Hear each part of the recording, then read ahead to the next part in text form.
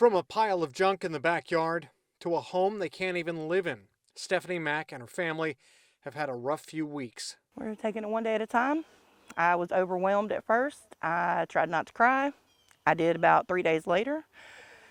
It took everything. It took my son's home, it was just like a little shed type thing, but he's 20. It was all he had. They've begun tearing out everything that was flooded in the home and are now crammed into a building less than half the size of what they had. Their old home now stinking of mold and unsafe. My baby's asking me, can they go in their home? The little ones, the 2 and 4 year old, and they can't go in there, and they lost all their stuff. Just not being able to give them their home that they had.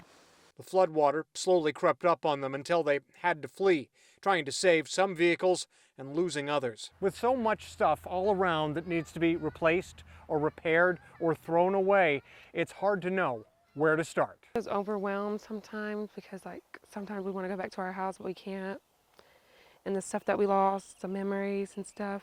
On the other side of the river, Susan Little and her partner evacuated as the floodwater rose all around their off-the-grid homestead and waited for hours for it to recede. Whenever it went down far enough, we could get back in, and everything was just destroyed. You can see how high the water line got to destroy this RV home, along with a cargo trailer full of tools. And the flood also took out their giant solar power array, greenhouse, chicken coop, and most everything on their property, now running off generator power and trying to figure out the next step. We have to start over. It's not worth it. It's just not worth the risk to me to stay here. A flood that has a lot of families thinking about their futures. In Baldwin County, Chad Petrie, WKRG News 5.